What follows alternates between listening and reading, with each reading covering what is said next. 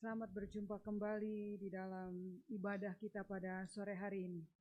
Saudaraku di luaran sana, ya, mereka mengekspresikan kemenangan, ya, dengan menerobos segala rintangan. Dan kita juga pada sore hari ini, ya, kita merayakan kemenangan. Yesus sudah bangkit dan Yesus sudah naik ke surga. Amin. Sebab itu, saudaraku yang dikasihi Tuhan, sore hari ini kita mau mengekspresikan kemenangan iman kita kepada Dia.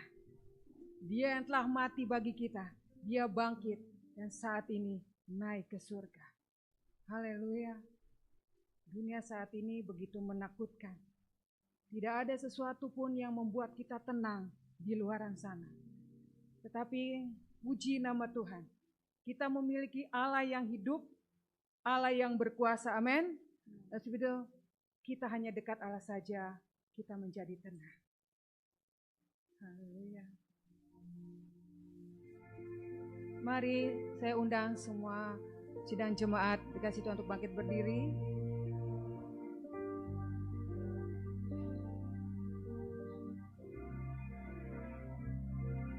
Haleluya.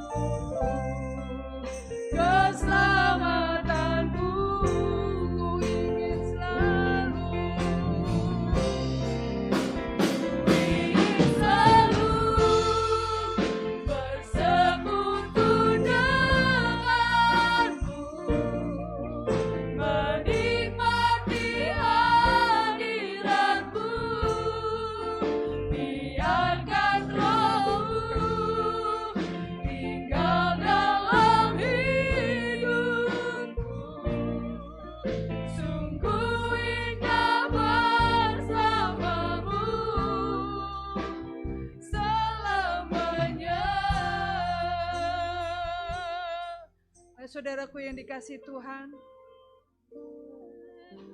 biar kita merasakan bahwa Allah ada di tengah-tengah kita.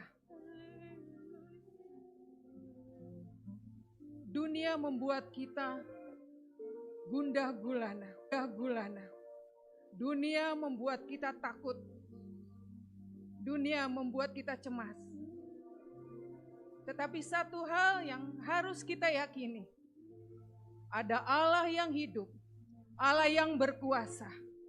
Habis itu, mari kita datang kepada Dia dengan satu kerinduan, dengan satu keinginan untuk boleh menyenangkan Dia dan selalu dekat dengan Dia. Haleluya. Haleluya. Haleluya. Katakan hanya dekat Allahku.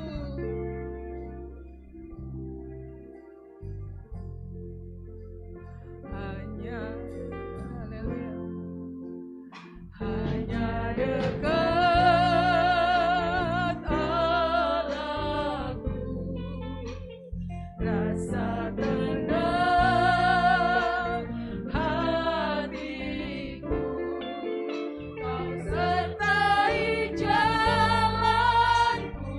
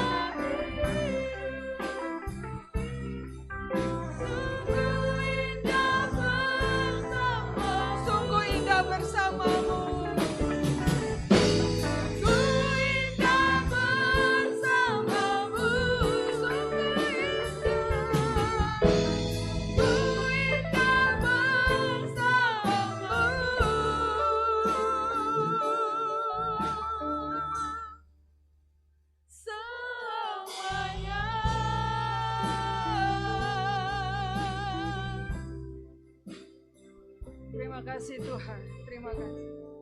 Saudari Pelita yang akan memimpin kita di dalam doa. Mari kita bersatu dalam doa. Benar Tuhan, hanya tinggal dalam-Mu kami tenang Tuhan. Terima kasih Tuhan, terima kasih Yesus yang baik. Tuhan, Engkau masih memberikan kami kesempatan untuk beribadah kepada-Mu Tuhan. Itu semua bukan karena kekuatan, kehebatan kami Tuhan, melainkan belas kasihan-Mu dalam setiap kehidupan kami Tuhan. Terima kasih Tuhan, terima kasih Yesus yang baik. Tuhan, Engkau urapi kami Tuhan, Engkau pakai setiap pribadi kami Tuhan, dalam melayani Engkau pada sore hari ini Tuhan. Engkau layakkan kami Tuhan, kami manusia yang terbatas Tuhan, kami manusia yang lemah Tuhan, yang masih memerlukan kekuatan yang daripada-Mu Tuhan. Terima kasih Tuhan Yesus yang baik, terima kasih Tuhan. Terima kasih Tuhan, Engkau berkati jemaat-Mu Tuhan, yang hadir pada saat ini Tuhan. Apapun yang menjadi pergumulan mereka Tuhan, beban mereka pada saat ini Tuhan, kiranya Engkau yang mengetahuinya Tuhan. Terima kasih Tuhan Yesus yang baik, terima kasih Tuhan. Kau berkati juga pelayan-pelayan-Mu Tuhan, baik WL, singers, bahkan pemain musik Tuhan, bahkan hamba-Mu yang akan memberitakan kebenaran firman-Mu Tuhan. Engkau pakai kami Tuhan lebih luar biasa lagi Tuhan. Terima kasih Tuhan Yesus yang baik, terima kasih Tuhan. Ini kehidupan kami Tuhan, ini hidup kami Tuhan, kami taruhkan ke dalam tangan-Mu Tuhan. Terima kasih Tuhan, terima kasih Yesus yang baik. Hanya di dalam nama Tuhan Yesus Kristus, haleluya, puji Tuhan. Amin. Amin, puji Tuhan. Silakan duduk kembali sidang jemaat yang kasih Tuhan. Jika kita dekat dengan Tuhan, kita tidak akan takut lagi, amin. Apapun boleh terjadi di sekitar kita, satu hal yang kita yakini, jika Tuhan ada bersama-sama dengan kita, kita tidak akan takut. Janganlah kau takut, apapun yang terjadi dalam kehidupan kita.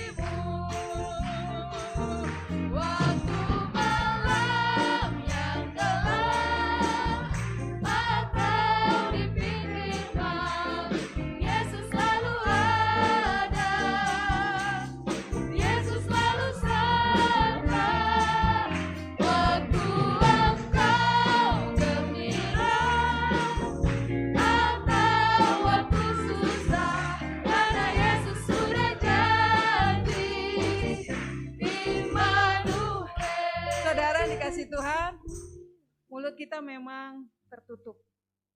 Tetapi seperti sering saya katakan, apa yang ada dalam kehidupan kita bisa terpancar lewat mata.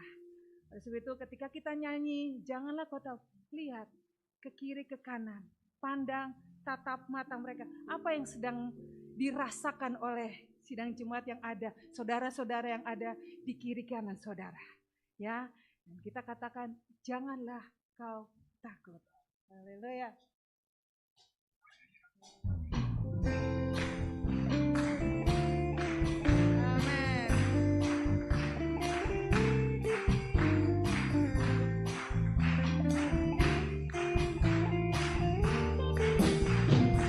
Mari lihat kiri kanan. Lihat kiri kanan saudara, apa yang sedang mereka rasakan.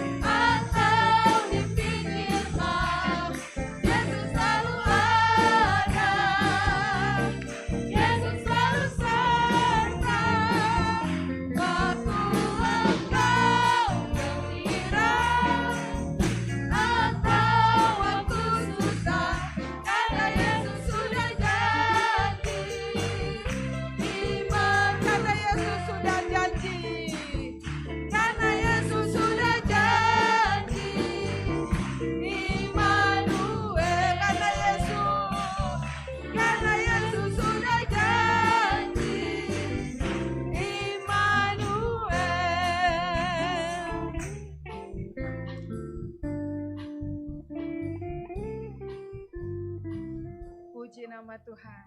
Amin. Saudara tidak takut? Masih takut kayaknya. Saudara tidak takut? Haleluya, puji Tuhan. Saya buka ruang kesaksian. Mari silakan yang rindu untuk menyaksikan cinta kasih Tuhan untuk boleh maju ke depan.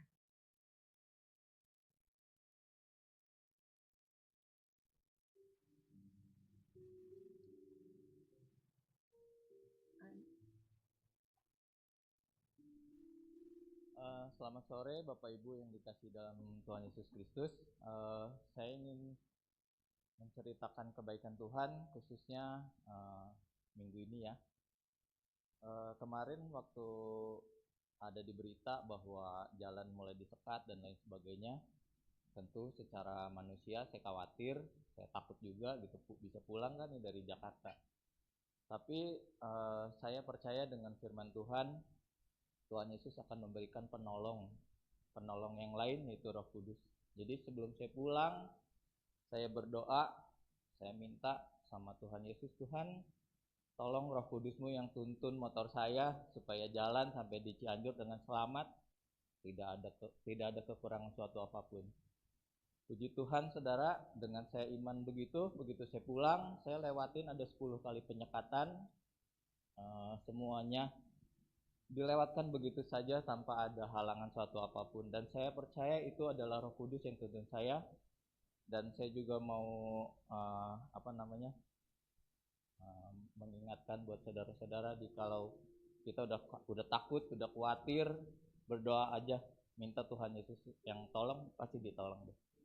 Segala kemuliaan hanya untuk Tuhan Yesus saja. Amin. Puji nama Tuhan. Jika Tuhan beserta dengan kita, siapa menjadi lawan kita? Tidak ada. Amin. Di situ saudara yang kasih Tuhan, mari kita rasakan kuasa Allah di tempat ini, yang merasakan kemenangan yang Tuhan berikan dalam kehidupan kita.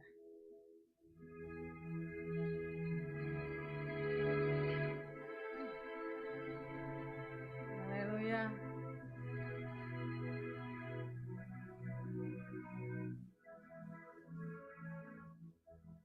Rasakan kuasa Allah turunlah. Rasakan kuasa Allah turunlah. Pintu rahmat-Nya terbuka bagiku. Rasakan kuasa Allah turunlah. Rasakan kuasa Allah turunlah. Rasakan kuasa Allah turunlah. Rasakan kuasa Allah turunlah. Pintu rahmat-Nya terbuka bagiku. Rasakan kuasa Allah turunlah. Mari sama-sama kita bangkit berdiri. Kita katakan rasakan kuasa Allah turunlah. Rasakan kuasa Allah turunlah. Rasakan kuasa Allah turunlah. Pintu rahmat-Nya terbuka bagiku. Rasakan kuasa Allah turun. Rasakan kuasa Allah turunlah. Rasakan kuasa Allah turunlah. Pintu rahmat-Nya terbuka bagiku. Rasakan kuasa Allah. Kembali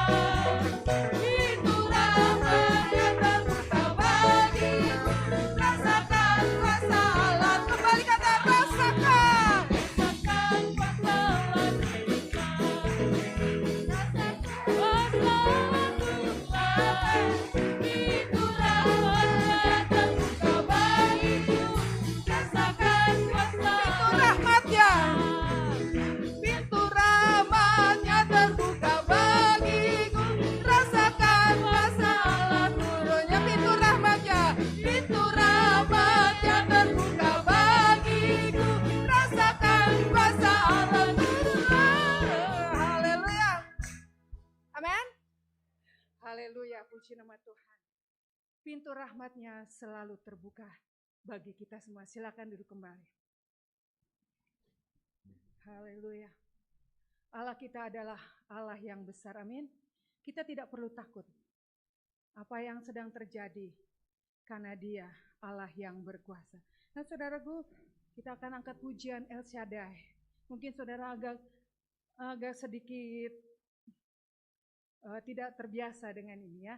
Biasanya lagu ini adalah lagu yang penyembahan, tapi mari kita mau mempersembahkan buat Tuhan yang terbaik. Musik adalah ciptaan Tuhan ya. Kita akan menyanyikan lagu ini dengan musik yang girang. Kita angkat pujian El Shaddai.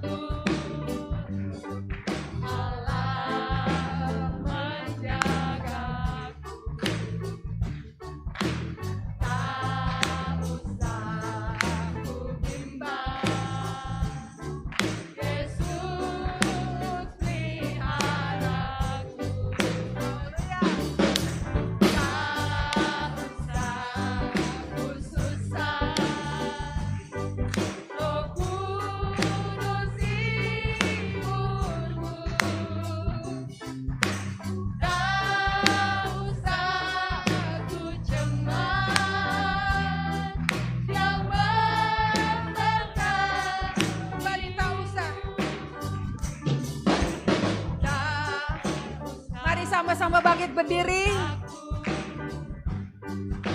Kalau saudara mau bergoyang, kalau saudara mau menari di hambatan Tuhan. Amin.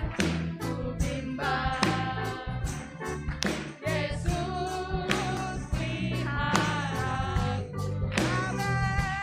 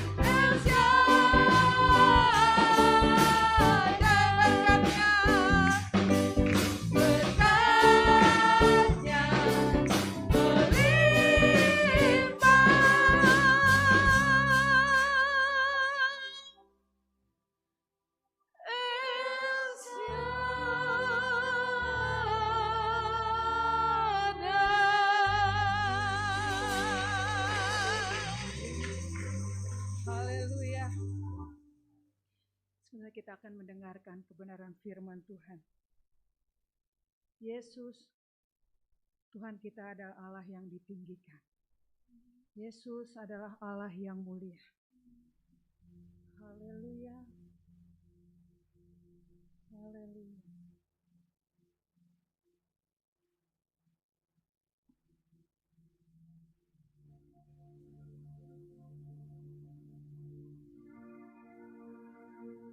Biarlah Roh Kudus Tuhan curahkan di tengah-tengah kita, mengurapi kita semua. Haleluya.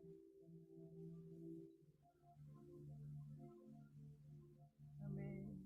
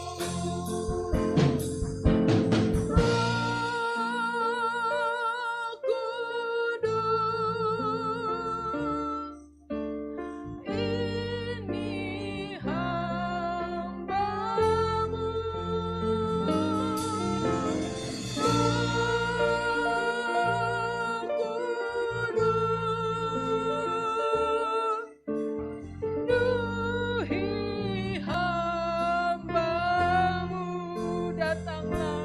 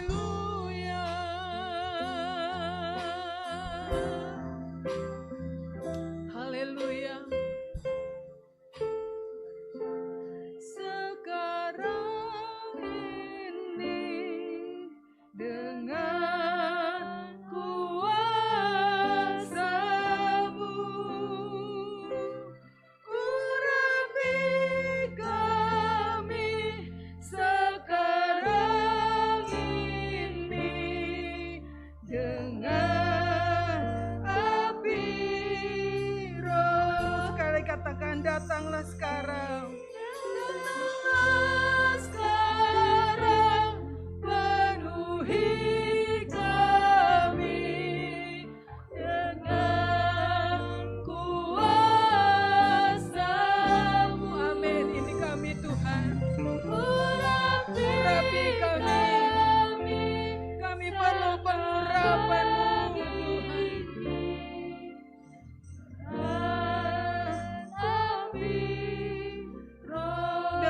Api Roh-Mu, dengan api Roh-Mu.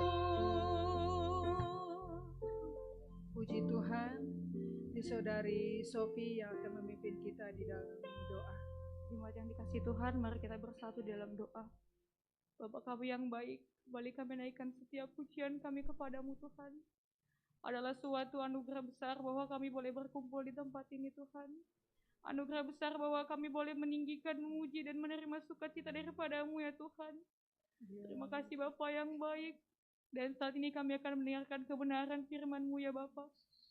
Engkau urapi hamba-Mu Tuhan, agar dia boleh menyampaikan apa yang ingin Engkau sampaikan kepada setiap kami Tuhan. Bahkan untuk setiap jemaat yang ada Tuhan, Engkau berikan telinga dan hati yang mau mendengarkan Tuhan, dan mau menerima setiap apa yang ingin Kau sampaikan ya Tuhan. Engkau urapi kami semua Tuhan, biarlah kami boleh menikmati kehadiran-Mu Tuhan melalui firman Tuhan yang ada.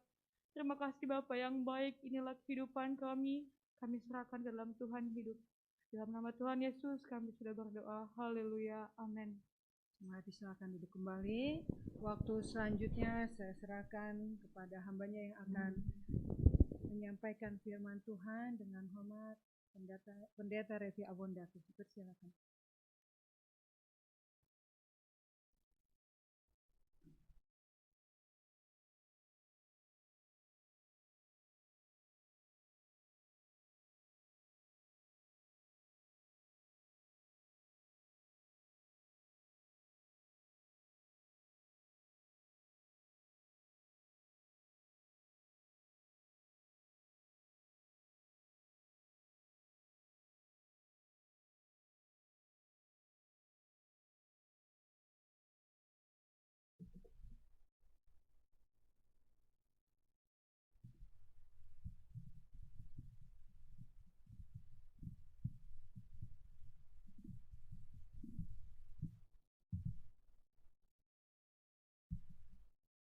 Haleluya.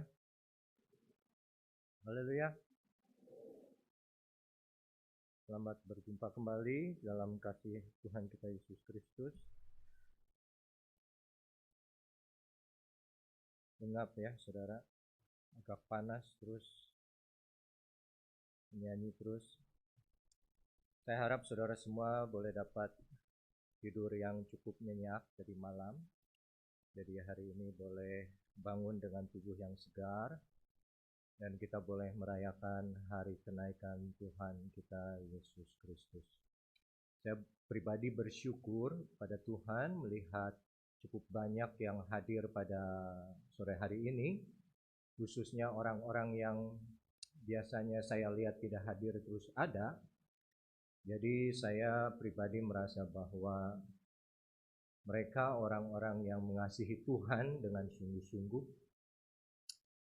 atau orang yang mau liburan tapi takut kena penyekatan. Tapi apapun yang menjadi alasannya, tetap saudara hadir di gereja.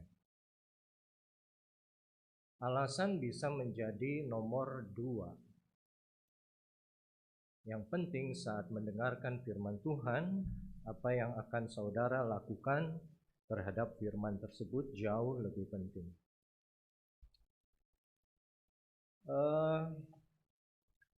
Senang juga melihat pemain musik semua kompak pakai batik ya, kecuali satu orang tadi yang kompaknya sama saya aja. Terus saya juga cukup kaget mendengar El Shaddai dibawakan dengan aransemen seperti tadi.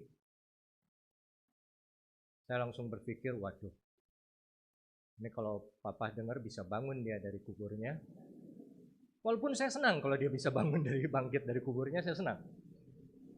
Tapi seperti yang ada di dalam Alkitab, segala sesuatu diperbolehkan benar.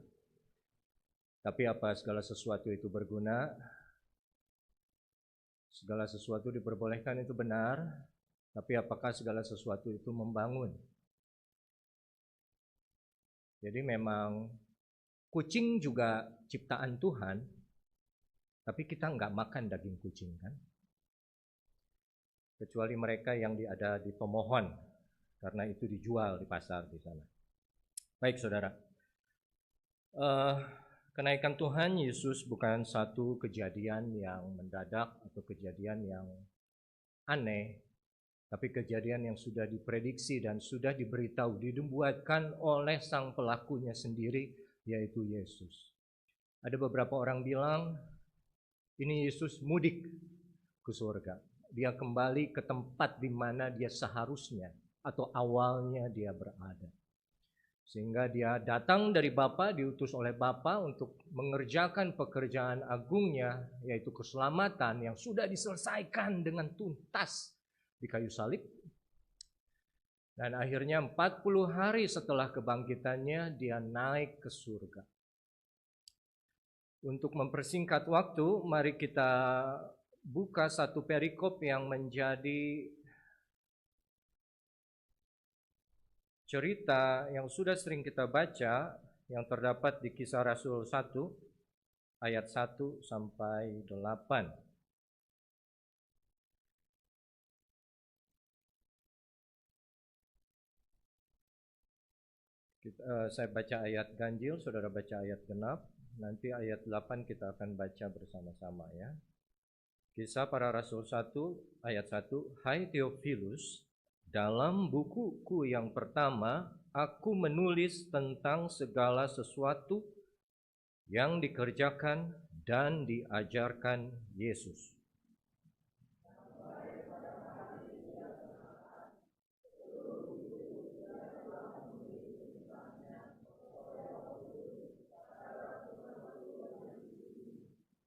Kepada mereka, Yesus menunjukkan dirinya setelah penderitaannya selesai. Dan dengan banyak tanda, ia membuktikan bahwa ia hidup. Sebab selama 40 hari, ia berulang-ulang menampakkan diri dan berbicara kepada mereka tentang kerajaan Allah.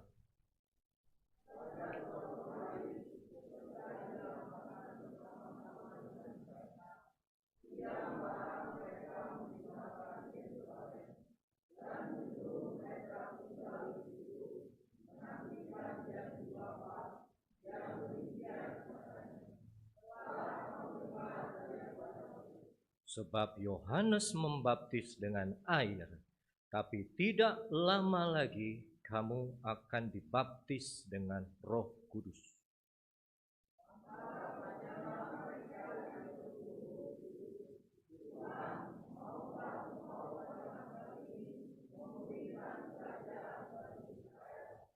Jawabnya, engkau tidak perlu mengetahui masa dan waktu yang telah ditetapkan Bapa sendiri menurut kuasa-Nya, tetapi kamu akan menerima kuasa kalau Roh Kudus turun ke atas kamu, dan kamu akan menjadi saksiku di Yerusalem dan di seluruh Yudea dan Samaria dan sampai ke ujung bumi. Haleluya, puji Tuhan. Perikop 8 ayat yang barusan kita baca adalah tulisan dari Lukas, satu-satunya penulis Alkitab yang bukan berbangsa Yahudi. Tapi dia menulis dengan demikian detailnya karena latar belakangnya adalah seorang dokter. Dan kalau kita mau belajar sedikit, Kisah Para Rasul adalah lanjutan daripada Injil Lukas. Jadi ada kaitan yang erat. Oleh karena itu pada ayat yang pertama dia tulis, "Hai Theophilus." Ini adalah orang yang ditujukan kepadanya surat ini ditulis. Dalam bukuku yang pertama, yaitu Injil Lukas, aku menulis tentang, saudara perhatikan, segala sesuatu yang dikerjakan dan diajarkan Yesus sampai pada hari Ia terangkat.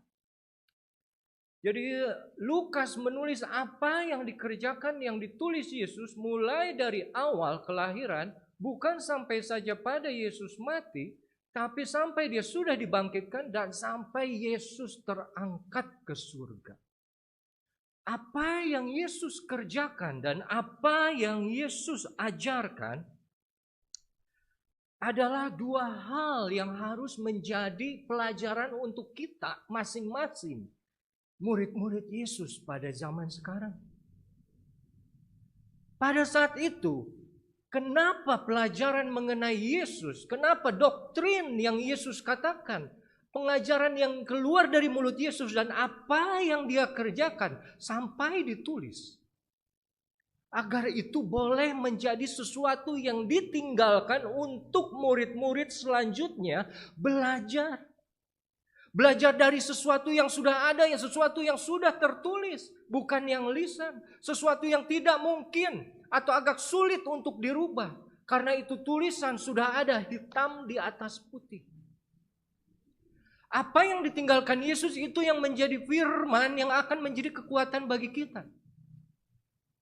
Apa yang ditinggalkan orang yang sudah meninggal, pada akhirnya cuma dua. Tentang apa yang dia lakukan selama dia hidup, dan apa yang dia ucapkan atau apa yang dia katakan. Banyak orang yang sudah mati ratusan tahun. Malah ada tokoh yang ratusan tahun sebelum Yesus lahir pun, tapi masih dikenang sampai sekarang. Misalnya tokoh-tokoh filsuf Yunani, Sokrates, Plato, atau Konfusius sekalipun. Mereka masih ada dikenang. Kenapa? Karena kata-katanya, karena ajarannya. Yesus karena ajaran dan perbuatan. Karena mulut dan tangan adalah dua hal yang harus dilakukan sejalan dan seirama. Jangan mulut kita berkata A, tapi tangan kita melakukan B. Mulut kita percaya kepada Tuhan, tapi apa yang kita perbuat jauh dari percaya kepada Tuhan. Mulut kita bilangnya Tuhan adalah keselamatanku. Tapi apa yang kita lakukan jauh daripada menyatakan bahwa Tuhan adalah keselamatan. Dari awal, dari ayat pertama Lukas sudah menentukan bahwa saat kita mati nanti, apa yang kita tinggalkan sih? Apa yang akan jadi lama yang dikenang oleh orang? Uang yang kita tinggalkan untuk anak cucu kita akan habis pada satu saat. Tapi apa yang kita lakukan dalam hidup kita? Apa yang kita pernah ucapkan dalam hidup kita? Itu yang akan menjadi kenangan bagi orang-orang berikutnya. Apa kita orang benar? Apa kita orang percaya? Apa kita murid Tuhan yang setia? Apakah kita menjadi saksi buat Dia di dalam hidup kita? Coba lihat saudara. Banyak yang mati, banyak. Tapi berapa lama setelah kematian orang itu, nama dia masih ada diperbincangkan atau diperkatakan.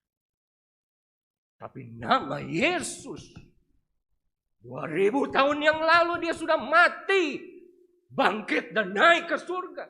Tetap diperbincangkan sampai saat ini. Karena apa? Apa yang dia lakukan dan apa yang dia ajarkan sejalan.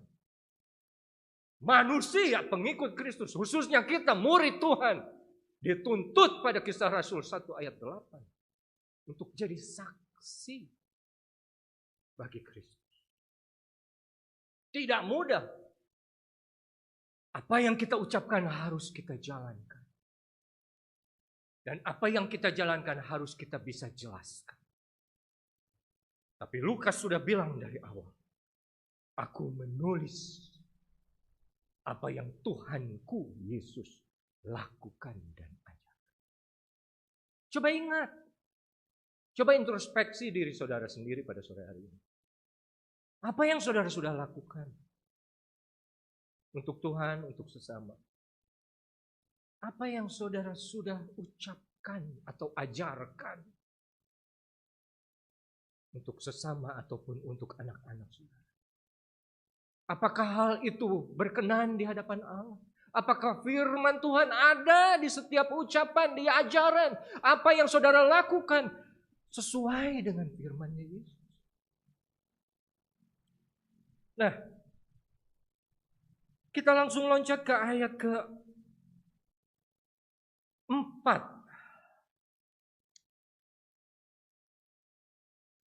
Yesus bilang, pada satu hari ketika ia makan bersama dengan mereka, ia melarang mereka meninggalkan Yerusalem dan menyuruh mereka tinggal di situ menantikan janji Bapa.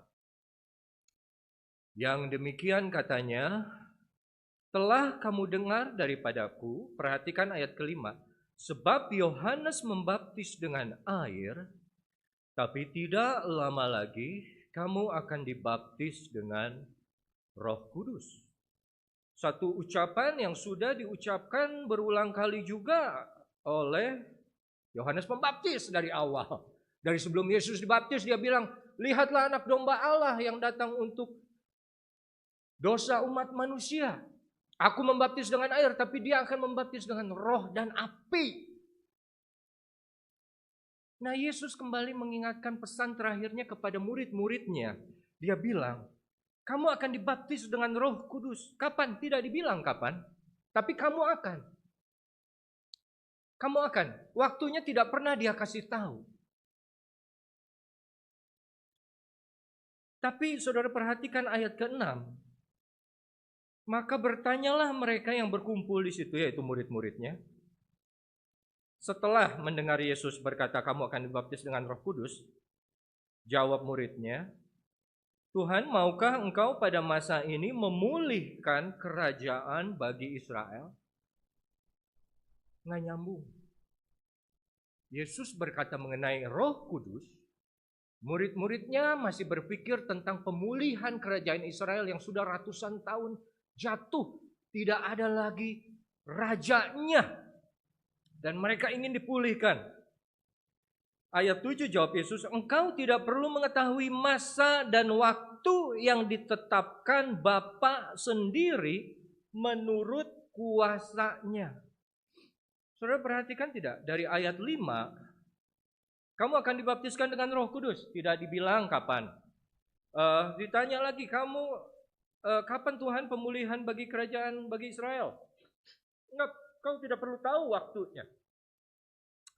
Apapun yang terjadi dalam hidup yang Tuhan sudah rencanakan dalam hidup kita, Dia tidak pernah kasih tahu kapan itu akan terjadi. Tapi Tuhan hanya berkata, itu akan terjadi dalam hidupmu. Tugas kita hanya menunggu dengan setia dan tetap percaya kepada firman-Nya.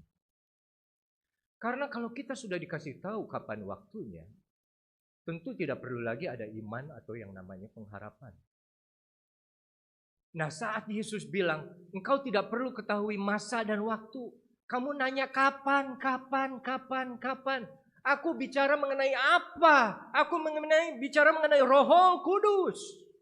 Bahwa kamu akan dipenuhi satu kuasa nanti. Oleh karena itu, nyambung ke ayat yang menjadi nas kita pada sore hari ini. Ayat 8, jawaban Yesus, tetapi. Bukan masalah engkau tahu kapan waktunya mengenai pemulihan kerajaan Israel. Tetapi kamu akan menerima kuasa kalau Roh Kudus turun ke atas kamu. Dan kamu akan menjadi saksiku di Yerusalem, Yudea, Samaria, dan sampai ke ujung bumi. Yesus kembali menegaskan bahwa kamu akan memiliki kuasa saat Roh Kudus turun ke atas kamu. Waktunya kapan tidak pernah diberitahu lagi oleh Tuhan Yesus. Murid-murid tidak tahu kapan Roh Kudus itu turun. Murid-murid hanya bisa menurut kepada Yesus saat Yesus bilang, jangan tinggalkan Yerusalem, tetap tinggal di Yerusalem. Dan mereka tetap tinggal di Yerusalem. Setelah pertemuan ini, mereka kembali ke Yerusalem dan tetap bersekutu bersama-sama berdoa, satu hati, satu pikiran, satu jiwa, satu tujuan. Mereka tidak tahu kapan, tapi akhirnya 10 hari kemudian Roh Kudus itu turun. Nah, yang saya mau bicara, kita akan lihat ayat ke-8. Di situ kita akan bagi dalam 3 poin yang saya belajar. Ayat 8 buka kembali ya. Di situ ada kuasa dari Roh Kudus. Yang kedua, kamu akan jadi saksi. Dan yang ketiga, di mana kamu harus menjadi saksi.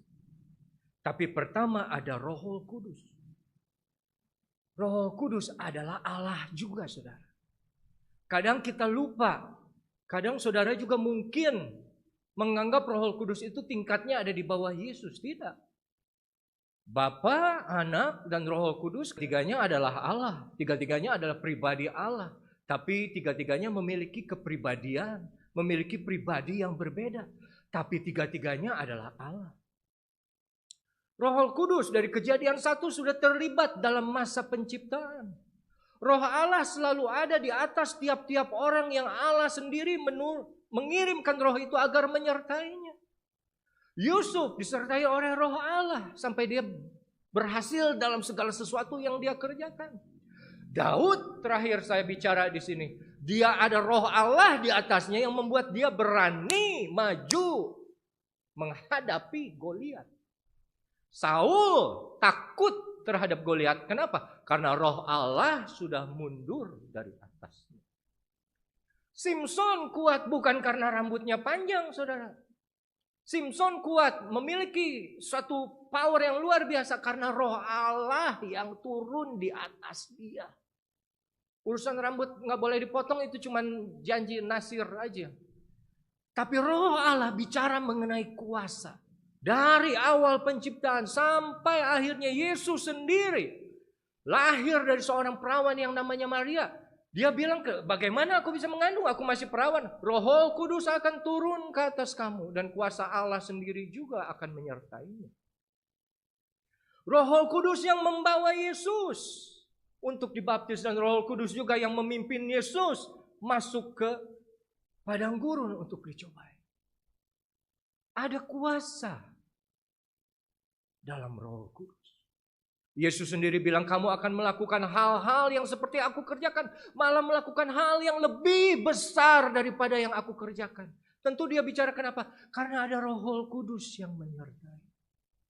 Yesus sendiri bilang kepada murid-muridnya, kamu akan menerima kuasa saat Roh Kudus turun atas kamu. Saudara percaya?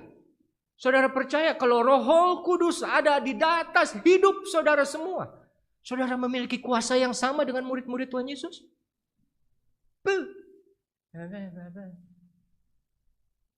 Saudara percaya kalau Roh Kudus yang Yesus janjikan kepada murid-muridnya ada di dalam hidup saudara semua, saudara juga akan memiliki kuasa yang sama? Amin. Itu firman Tuhan. Itu Yesus sendiri yang bilang, bukan Revi. Gimana saudara mau hidup di akhir zaman? Kok begitu ditanya begitu aja? Amin, amin, amin. Aduh, saudara yang cengeng-cengeng kayak gitu gak kepake akhir zaman. Tuhan butuh orang-orang yang berani, orang-orang yang kuat. Dan kita tidak mungkin kuat, tidak mungkin berani tanpa kuasa Roh Kudus. Saudara bisa hadir di sini, ini semua karena Roh Kudus yang bekerja dalam hidup saudara. Roh Kudus yang menggerakkan hati kita. Roh Kudus yang memberi kekuatan dan keberanian untuk datang. Berapa banyak yang takut datang ke gereja karena COVID. Tapi tetap mereka kena COVID. Nggak ada Roh Kudus. Nah, Yesus bicara, kamu akan menerima kuasa apabila Roh Kudus turun atas kamu. Yang kedua, dan kamu akan menjadi saksiku. Menjadi saksi bukan satu pilihan. Menjadi saksi adalah suatu kewajiban. Menjadi saksi adalah suatu perintah dari Yesus sendiri. Saksi atas siapa? Atas pribadi dia. Saksi adalah apa? Saudara kalau hadir di pengadilan, ada saksi yang memberatkan, ada saksi yang meringankan. Saksi adalah orang yang melihat atau mengalami langsung kejadian. Yesus sendiri bilang di sini, kamu akan menjadi saksiku. Tujuan saudara diberi kuasa oleh Roh Kudus. Pertama, untuk menjadi saksi-saksinya Yesus. Lihat kan, susah? Nggak ada yang amin kan? Nggak ada. Kenapa? Karena tidak gampang jadi saksinya Yesus. Kita tidak melihat Yesus secara langsung ya. Tapi kita tahu Yesus secara pribadi maupun segala perbuatannya, mujizat-mujizatnya melalui dari firman yang selalu kita baca atau kita dengar dari firman Tuhan yang disampaikan oleh pembicara. Yesus melalui Roh Kudusnya bekerja di dalam setiap hidup kita. Begitu banyak mujizat yang pernah, yang sedang, yang akan terjadi dalam hidup saudara. Itu kesaksian seharusnya yang saudara sampaikan kepada orang-orang di sekitar kita. Bahwa Yesus ada dan Yesus bekerja melalui kuasa Roh Kudusnya dalam hidup kita. Saksi dalam bahasa aslinya, bahasa Grekanya, ditulisnya martus. Martus, mirip-mirip kata apa? Martir. Martir apa? Orang yang mati atau bersedia mati karena mempertahankan imannya. Wow. Stefanus, martir.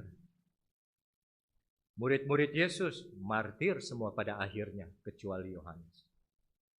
Tapi kenapa mereka bisa sampai martir? Kenapa mereka bisa bersedia memberikan hidupnya untuk imannya, menjadi saksi tentang Yesus Kristus? Itu karena ada kuasa Roh Kudus. Kita jangan ngomong dulu soal mati dalam pengertian badan. Nyawa kita hilang. Paulus berulang kali menulis, sejak kamu menerima Yesus, dibaptiskan, kamu sudah meninggalkan manusia yang lama. Daging itu sudah mati, disalibkan beserta dosa-dosanya di kayu salib bersama oleh Yesus Kristus. Dan kamu menjadi manusia baru. Kadang-kadang untuk jadi meninggalkan manusia lama, menjadi manusia baru pun kita tidak sanggup. Begitu banyak orang Kristen sudah puluhan tahun ikut Yesus, tapi masih memakai manusia lamanya. Kenapa? Karena tidak ada kuasa Roh Kudus yang bekerja di dalam hidupnya yang memampukan dia untuk menjadi saksi bagi Yesus. Omong kosong berani mati untuk Yesus. Meninggalkan dosa, kebiasaan yang buruknya pun susahnya luar biasa. Tapi kita lihat,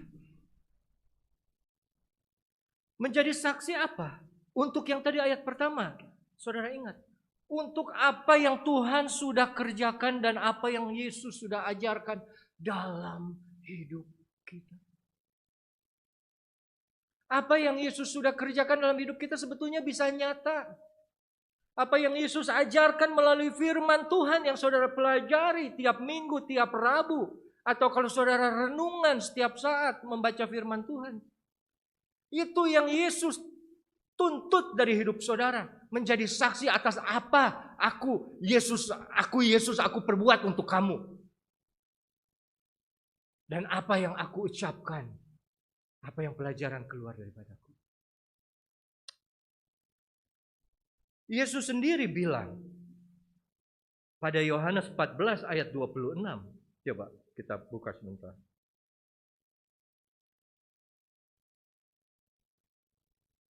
Udah mau setengah jam. Tapi penghibur yaitu Roh Kudus yang akan diutus oleh Bapa dalam namaku, dialah yang akan mengajarkan segala sesuatu kepadamu. Dan apa baca saudara bersama-sama? Dan akan mengingatkan kamu akan semua yang telah kukatakan kepadamu. Jadi Roh Kudus yang akan mengingatkan kita mengenai janji-janji Tuhan, firman-firman Tuhan yang pernah kita dengar saat kita mengalami satu masalah, saat kita mengalami satu kesesakan, kekecewaan. Apabila Roh Kudus ada dalam hidup saudara, dia akan bekerja salah satunya mengingatkan kita akan semua firman yang sudah kita dengar. Apabila ada orang yang menyakiti kita, membuat kita kecewa, Roh Kudus akan bilang, bukankah Yesus sendiri mengatakan, berdoalah untuk musuhmu, ampunilah, berkatilah. Wow. Saat melihat orang yang berkekurangan, bukankah Yesus sendiri bilang, engkau tidak memberikan kepadaku karena engkau saat melihat orang yang berkekurangan, orang yang dalam penjara, orang yang sakit, engkau tidak merawat, engkau tidak mengunjungi mereka. Nah itu semua kenapa? Ada Roh Kudus yang akan mengingatkan kita. Yesus sudah bicara apa Yesus sudah ajar apa Yesus sudah melakukan apa untuk kamu? Kenapa kamu tidak mau mengampuni kesalahan orang yang terhadap kamu sedangkan kamu sendiri diampuni?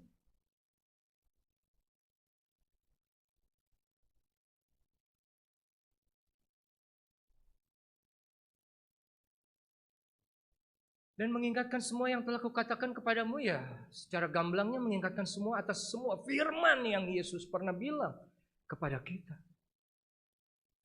Kita tuh pelupa. Tapi kalau ada Roh Kudus, dia yang akan senantiasa mengingatkan kita. Dan yang kedua, coba kita buka sebentar di Yohanes 16 ayat 13. Dan apabila Roh Kudus datang, yaitu Roh kebenaran.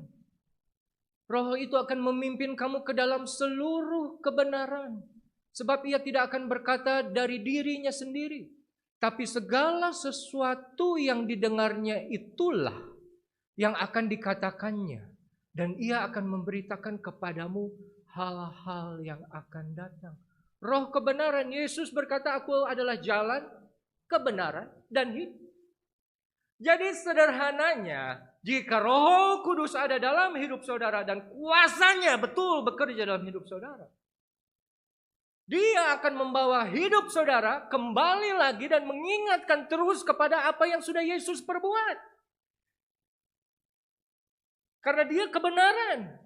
Dia akan memimpin kepada segala kebenaran. Tidak ada dosa di dalamnya. Hidup dipimpin oleh Roh. Jika kamu hidup di dalam Roh, hendaknya hidup kamu dipimpin oleh Roh. Paulus juga berkata begitu. Bukan hidup lagi di bawah kuasa daging.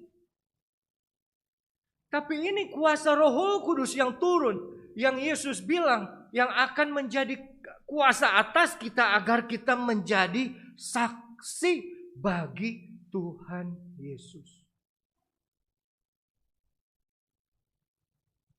Apakah gampang jadi saksi? Tidak. Makanya Lukas sendiri dia menggunakan kata martus atau martir. Seseorang yang siap mati untuk keyakinannya. Saat seorang saksi diminta berbicara di pengadilan, dia akan disumpah. Dia akan ditempatkan tangannya di atas kitab suci menurut agamanya. Dan dia akan dibilang, saya akan memberitahu hanya kebenaran saja. Tidak ada yang lain, hanya kebenaran saja. Dan apabila saya berbohong, Tuhan yang akan menjadi hakim. Menjadi saksi tidak mudah. Banyak orang yang diminta menjadi saksi tapi tidak berani bicara. Karena apa? Karena mereka sudah mendapat ancaman dari luar. Kau bicara begitu di pengadilan, tunggu kau keluar dari pengadilan. Mampuslah kau. Tapi Yesus, dia sendiri sudah menjalani, hidupnya itu sudah menjadi saksi bagi dirinya sendiri. Bahwa apa yang dia ucapkan sesuai dengan apa yang dia lakukan. Dia lakukan apa yang dia ucapkan. Kita manusia nggak mampu, nggak mungkin bisa kalau nggak ada kuasa Roh Kudus bekerja di dalam hidup kita. Tapi itu yang Yesus selalu ulang-ulang tentukan bahwa jadi saksi bagiku, jadi saksi bagiku, jadi saksi bagiku. Saya sudah bilang tadi, bukan zamannya orang-orang yang cengeng. Orang-orang yang memiliki kuasa, bukan orang-orang yang lemah. Orang-orang yang kuat, orang-orang yang siap, orang-orang yang tidak takut.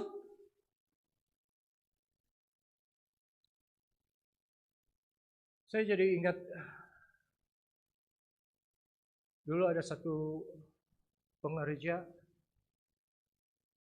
dia mau pulang. Terus mau pulang kenapa? Karena ditegur oleh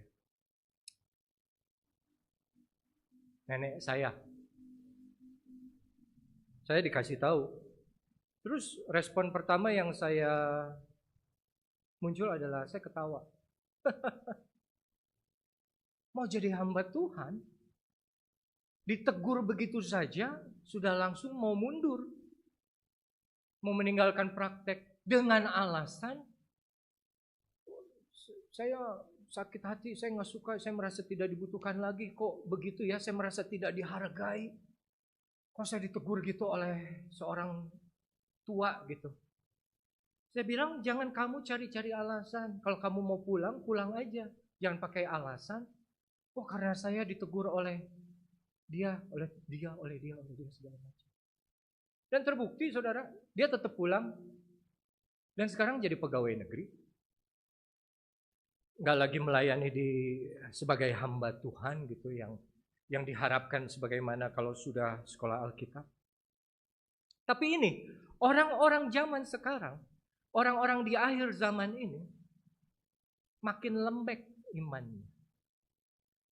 Makin lembek semangatnya. Kuasa Roh Kudus tetap sama berkuasa. Tapi kebanyakan orang makin lembek, makin gampang cengeng. Dulu pengerja ditegur sama papa saya karena waktu papa saya pulang, dia tidak buka pintu karena ketiduran. Gereja masih gereja dulu. Ketiduran, begitu bangun, langsung disuruh pulang sama ayah saya. Saat itu juga saudara, jam 3 atau jam 4 subuh langsung pulang. Pengerja sekarang,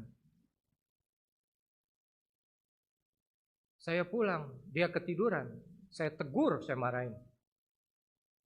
Dia tulis dong di Facebook langsung. Aduh, saya sih udah lewat, yang kayak gitu gak bikin saya marah. Cuman bikin saya sedih aja, aduh kualitas kamu cuman segitu. Dia tulis panjang lebar. Buat apa jadi hamba kalau karakternya seperti bos? Waduh. Dia bilang save. Jadi tanggal saya marah ditulis besar-besar, tanggal sekian. Di Facebook. Saya nggak temenan sama dia. Saya nggak temenan di Facebook sama dia. Tapi kalau memang Tuhan sudah bukakan, kalau memang sudah waktunya, Tuhan akan bukakan, saudara. Nah, zaman sekarang Yesus tahu bahwa tanpa kuasa Roh Kudus tidak mampu kita manusia biasa, manusia yang lemah, manusia yang bodoh ini, manusia yang memiliki kecenderungan hatinya untuk terus kepada kejahatan, mampu menjadi saksinya. Tapi menjadi saksi adalah sesuatu yang dituntut oleh Yesus sendiri. Dan Yesus itu orang yang gentle.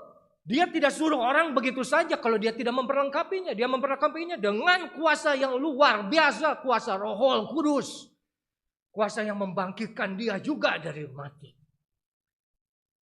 Nah, yang terakhir saudara. Coba kita lihat di mana kita harus menjadi saksi. Bagian terakhir, kamu akan menjadi saksiku di Yerusalem, Yudea, dan Samaria, dan sampai ke ujung bumi. Ingat ya, kita harus jadi saksi atas apa yang Yesus sudah lakukan dan apa yang firman Tuhan Yesus sendiri katakan. Seperti Kisah Rasul 1 ayat 1 ditulis di situ. Dan dibilang, kamu harus menjadi saksi di Yerusalem, Samaria, Yudea, dan sampai ke ujung bumi. Biasanya orang menafsirkan Yerusalem, Yudea, dimulai dari lingkungan keluarga yang paling kecil, dan tetangga, dan seterusnya. Tapi saya mau kita belajar sedikit melihat dari sisi yang lain ya. Betul, saat itu Yesus bilang mulailah dari Yerusalem. Karena Yerusalem pusat atau inti dari segala sesuatu yang ada. Yerusalem, arti nama kotanya adalah kota damai. Yerusalem adalah simbol mengenai perkenanan Allah terhadap bangsa Israel. Oleh sebab itu, saat bangsa Israel masuk ke Kanaan, mereka sudah mengalahkan berbagai macam kota kubu, tapi saat mereka belum merebut Yerusalem, itu kayaknya kurang sreg. Yang akhirnya Yerusalem direbut oleh Daud. Tapi setelah itu, saudara, Salomo mendirikan bait Allah.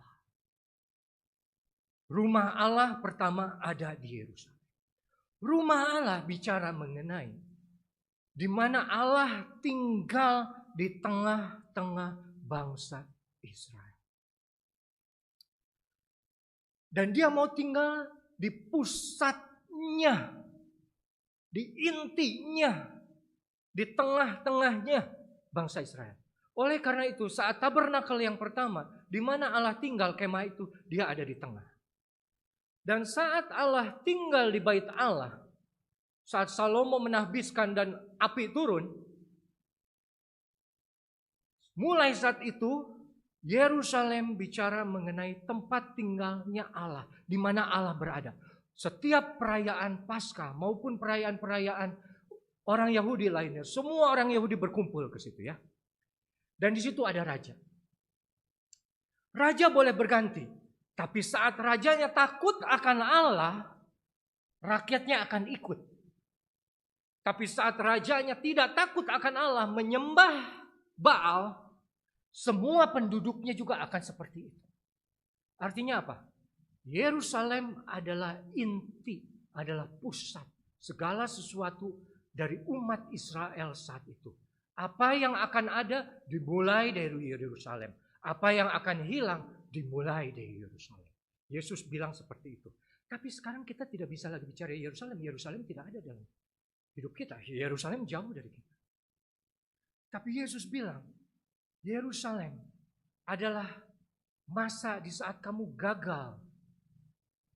Dia bilang kepada murid-muridnya, ingat, Saat Petrus meninggalkan Yesus, saat Petrus menyangkal Yesus, saat murid-muridnya jauh meninggalkan Yesus, menutup diri ada di loteng. Di mana itu terjadinya? Yerusalem. Di mana kegagalan yang pertama akan ada? Itu ada di dalam hati kita. Jadi kalau saya boleh, saya melihatnya. Yerusalem adalah hati kita, di mana hati ini adalah segala sesuatu, sumber dari awal apa yang akan keluar selanjutnya. Dan Yesus bilang, kamu harus menjadi saksi mulai dari hidupmu sendiri, mulai dari hatimu sendiri.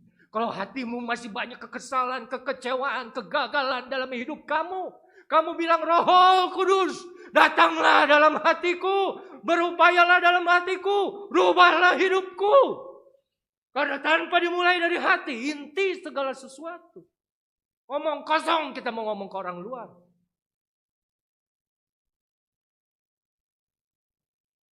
Saat Yesus sudah bicara mengenai Yerusalem, mengenai inti, mengenai awal dari segala sesuatu. Dia bilang, barulah ke Yudea. Yudea adalah masa-masa konflik kalau saya boleh ngomong. Kenapa? Karena saat itu setelah Yesus bangkit, Yesus bilang, tunggu aku di Galilea. Petrus masih sempat-sempatnya dia kembali ke pekerjaannya yang lama dan menangkap ikan kembali.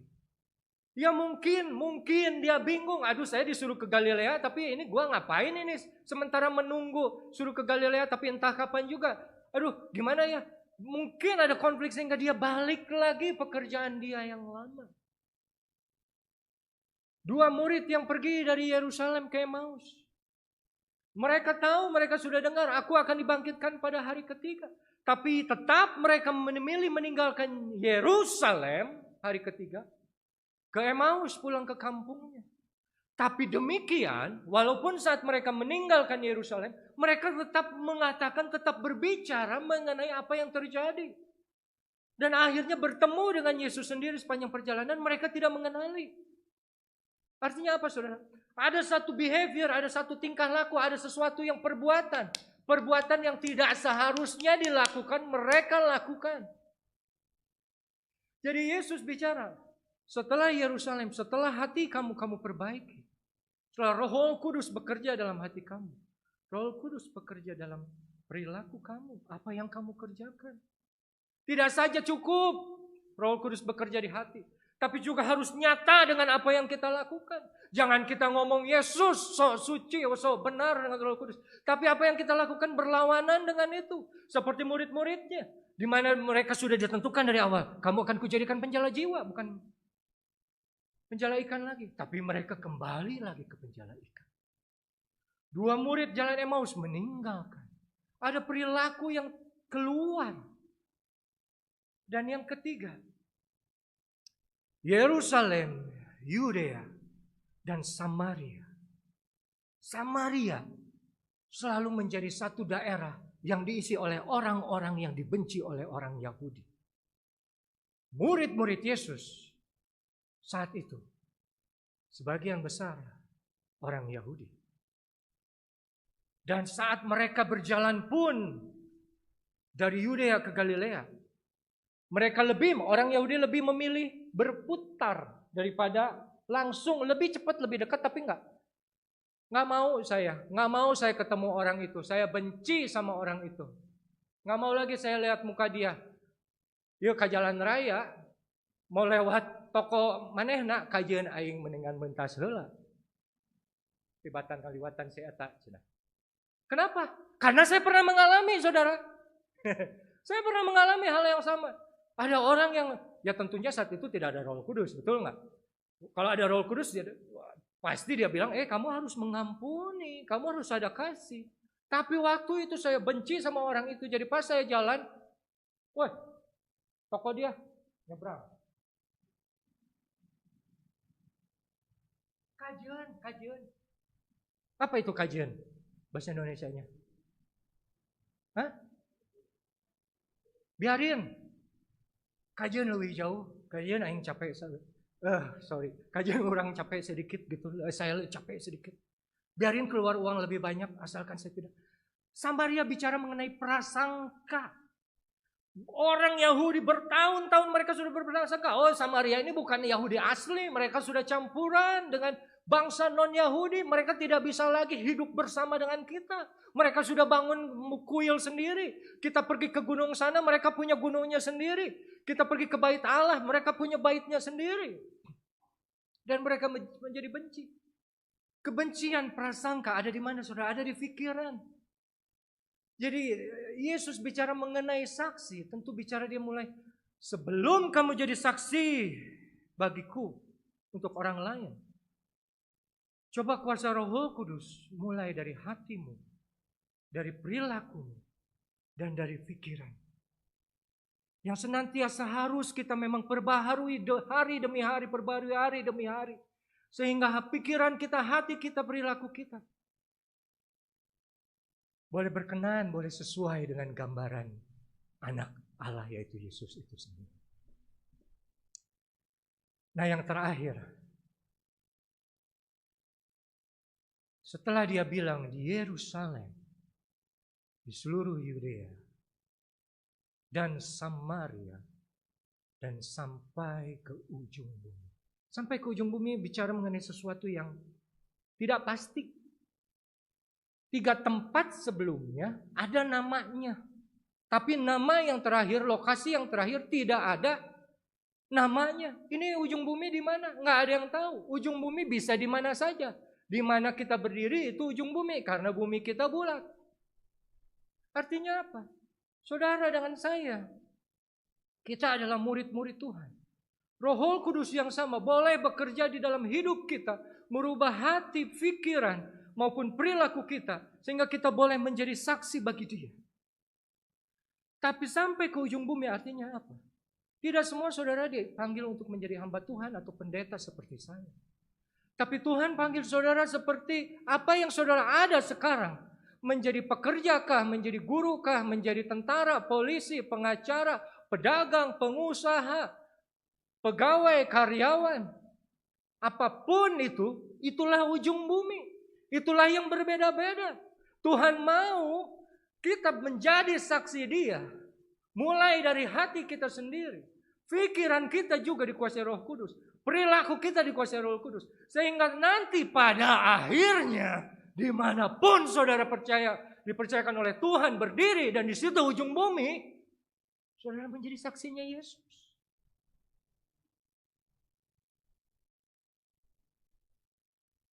Saksi Yesus gampang kok. Tapi saya sudah terlalu panjang bicara. Mari saya undang pemain musik ke depan. Sambil kita buka satu ayat terakhir. 1 Korintus 3.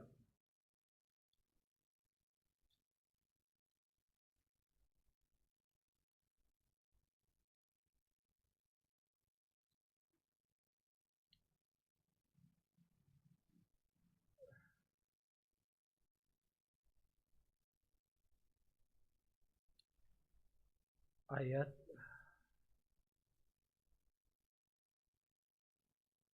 9. Ayat 9 ayat yang terkenal. Tapi seperti ada tertulis, apa yang tidak pernah dilihat manusia, tidak pernah didengar oleh telinga, tidak pernah timbul di dalam hati manusia, semua disediakan Allah untuk mereka yang mengasihi Dia. Nah, tentunya ini Rasul Paulus mengutip dari Yesaya. Dan ini sering dijadikan oleh kita menjadi ayat penguatan untuk kita, berkat yang Tuhan sediakan di luar kemampuan kita. Tapi yang kita mau belajar ayat berikutnya, ayat 10. Ayat 10, bukan karena dalam bahasa Inggrisnya, tetapi kepada kita Allah telah menyatakannya oleh Roh. Menyatakan apa? Apa yang tidak dilihat mata, apa yang tidak didengar telinga, dan apa yang timbul dalam hati. Sebab Roh menyelidiki segala sesuatu, bahkan hal yang tersembunyi dalam diri Allah. Ayat 11. Siapa gerangan di antara manusia yang tahu apa yang terdapat di dalam diri manusia selain roh manusia sendiri yang ada dalam dia? Demikian pula tidak ada orang yang tahu apa yang terdapat di dalam diri Allah selain roh Allah. 12. Kita tidak menerima roh dunia, tapi roh yang berasal dari Allah, supaya kita tahu apa ya saudara? Apa yang dikaruniakan Allah kepada kita. Saudara sering bertanya kan, aduh apa tujuan hidup saya, aduh apa panggilan hidup saya, aduh apa yang Tuhan inginkan dalam hidup saya. Sudah dibilang oleh Rasul Paulus dari ayat 10 sampai 12, roh Allah tahu apa yang menjadi isi hati Allah. Saudara ingin tahu apa rencana Allah? Saudara ingin tahu apa yang Allah siapkan di dalam hidup saudara? Miliki Roh Kudus, terima Roh Kudus. Roh Kudus akan bukakan segala sesuatu. Khususnya apa yang Tuhan sudah siapkan dalam hidup saudara. Dan yang terakhir tetap, jangan lupa, kita harus jadi saksi-saksi Yesus Kristus. Saya undang saudara bangkit berdiri, kita akan nyanyikan El Shaddai. Ya. Tak usah ku takut, Allah. Ya, kita imani bahwa setiap kata-kata yang kita nyanyikan adalah firman yang keluar dari mulut Allah sendiri. Dia sendiri yang sudah bilang kepada kita, jangan takut, jangan bimbang, jangan gemetar. Karena aku sudah mengirimkan penolong yang lain, yang sama dengan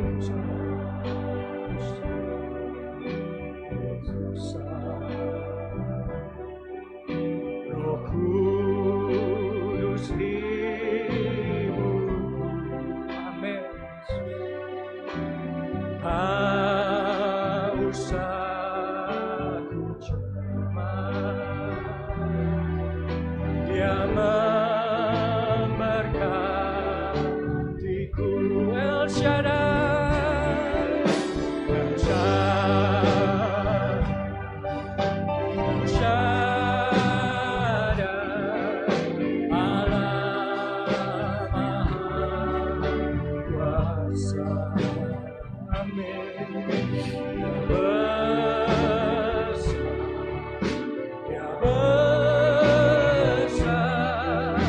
El Shaddai, Dia, haleluya,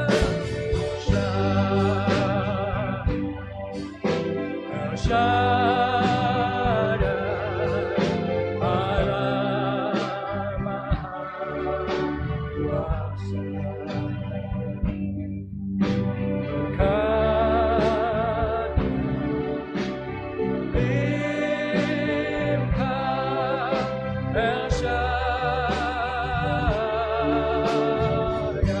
El Shaddai, El Shaddai,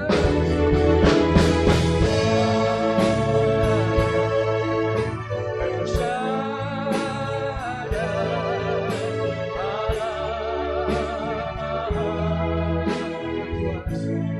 haleluya Yesus, amin,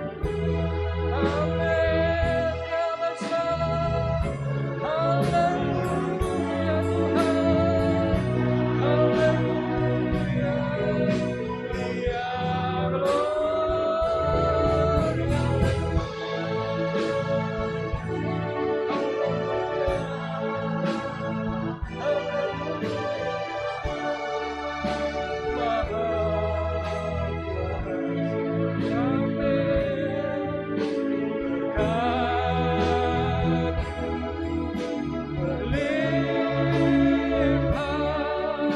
El Shaddai, berkatnya berlimpah, berkat berlimpah, El Shaddai,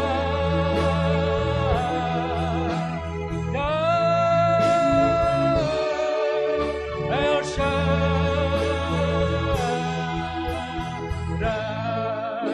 haleluya, haleluya, haleluya.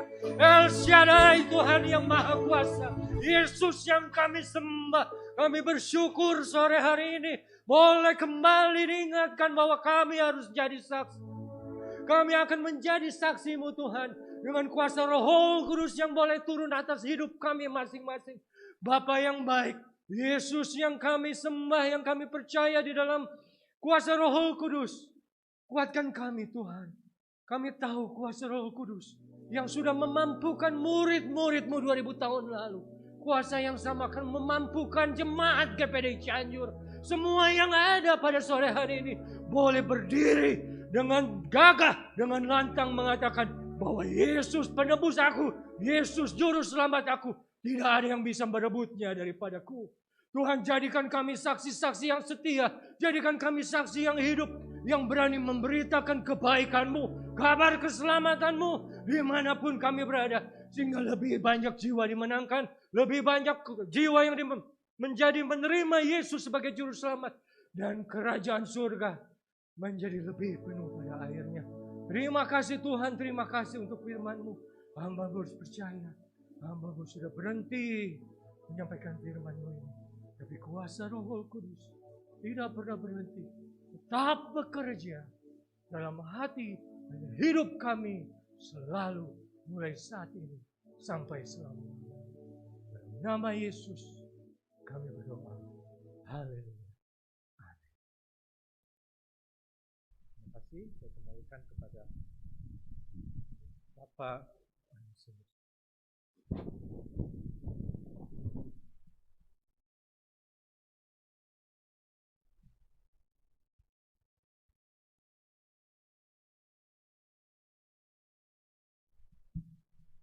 Puji Tuhan, saudaraku yang terkasih, kita sudah diberkati oleh Tuhan Yesus melalui firman Allah yang disampaikan oleh hambanya. Terima kasih buat hamba Tuhan yang sudah menjadi saluran berkat bagi kita semua. Tiba saatnya kita akan berikan korban syukur kita. Haleluya. Persembahan dijalankan 2 kali. Roh suci atasku, hidupkanku.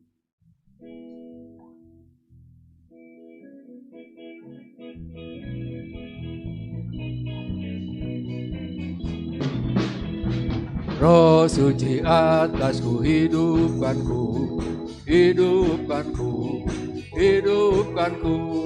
Roh suci atasku, hidupkanku. Yesus menghidupkanku. Roh suci atasku, roh suci atasku, hidupkanku, hidupkanku, hidupkanku.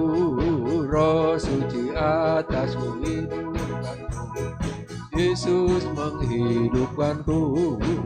Haleluya, haleluya, haleluya, haleluya, haleluya, pujiu.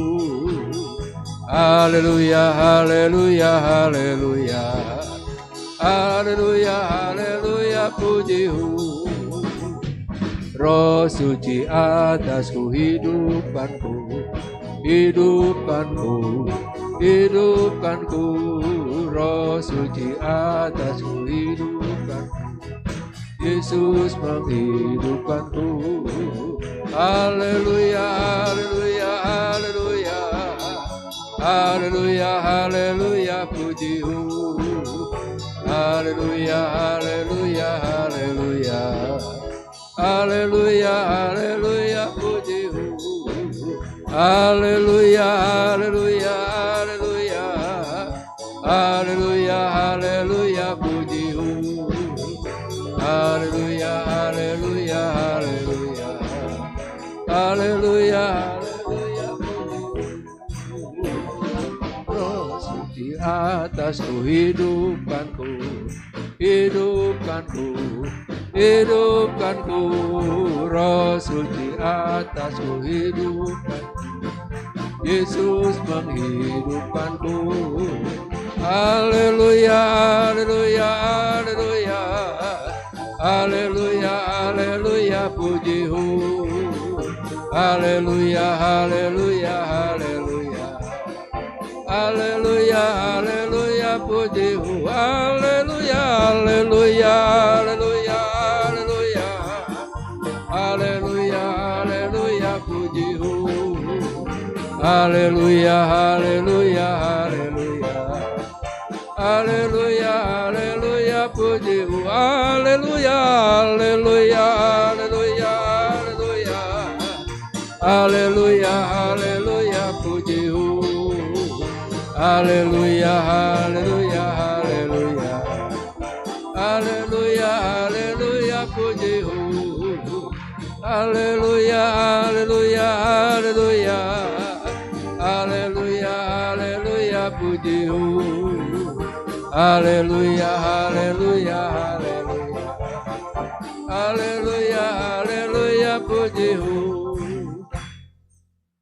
Kompak. Terima kasih buat persembahan saudara. Tuhan Yesus memberkati.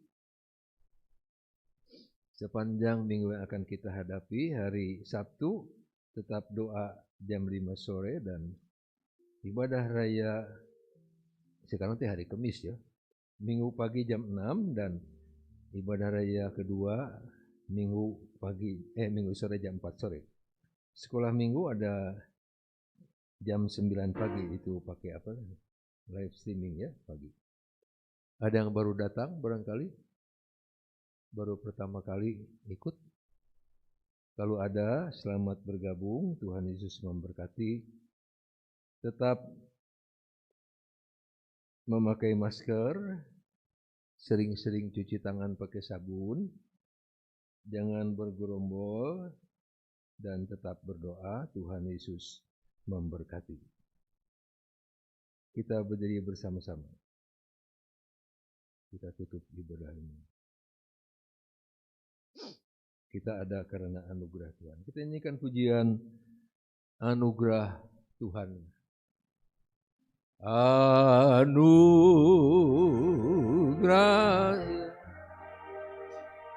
sungguh indah, selamatkan orang dosa.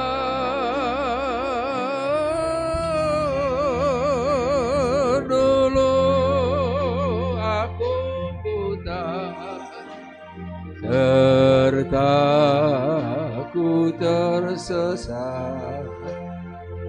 Sekarang balik dan lihat anugerah heran mengajar. Anugerah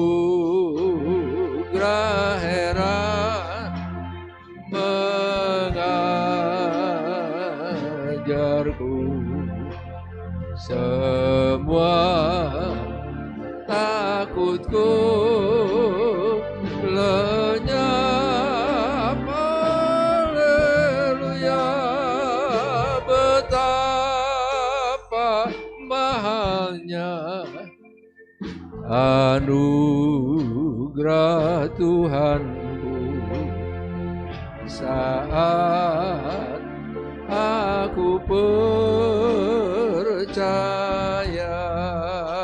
Tuhan berjanji, Tuhan berjanji baik padaku. Firman-Nya harapanku,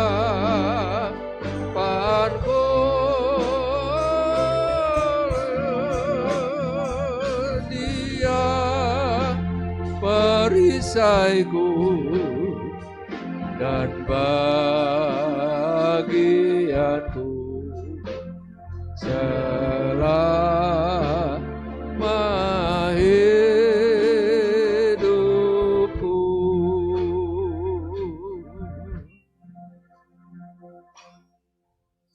Terima kasih Tuhan Yesus buat terselenggaranya ibadah pada saat ini. Biarlah damai sejahtera-Mu mengawali hati dan pikiran kami, sehingga kami senantiasa mempunyai hati yang damai dengan sesama kami, dimanapun kami berada, sebagai apapun kami ada, baik sebagai karyawan, sebagai pengusaha, sebagai pelajar, sebagai hamba Tuhan, sebagai pendeta, sebagai apapun kami Tuhan, damai sejahtera-Mu ada di dalam hati kami. Terima kasih Tuhan Yesus buat hamba-Mu Bapak Pendeta Revi Awondatung sudah menjadi saluran berkat bagi kami. Terima kasih buat hamba-Mu juga Ibu Melani Awondatu yang Tuhan beri kemampuan untuk mengatasi segala permasalahan yang dihadapi Tuhan dengan jemaat di tempat ini dengan baik Tuhan, dengan kekuatan yang daripada-Mu. Terima kasih buat semuanya yang terlibat di dalam pekerjaan-Mu. baik pemimpin pujian, pemain musik, pemegang sound system, semua Engkau sudah berkati. Bahkan semua yang hadir Engkau sudah berkati. Dari yang paling usia muda sampai yang paling lanjut usia Engkau sudah berkati. Terima kasih Tuhan, kami percaya Engkau memulihkan kesehatan kami, terutama kesehatan hati dan pikiran kami, juga kesehatan tubuh kami. Terima kasih Tuhan, Engkau yang sudah memberikan kemampuan untuk kami mengatasi segala permasalahan yang akan kami hadapi dengan kekuatan Roh Kudus-Mu yang menolong kami, yang memampukan kami. Terima kasih Bapa di surga, terima kasih. Itulah sebabnya saudaraku yang kekasih, biarlah sebentar kita pulang ke rumah masing-masing dengan membawa serta berkat dari Allah yang menjadi Bapa kita, di dalam kasih sayang Yesus serta penghiburan pengurapan Roh Kudus yang mempersatukan kita senantiasa mulai saat ini sampai Maranatha Yesus datang kali yang kedua, di dalam nama Tuhan Yesus Kristus. Haleluya, yang percaya bilang amin. Amin. Selamat sore, Tuhan memberkati.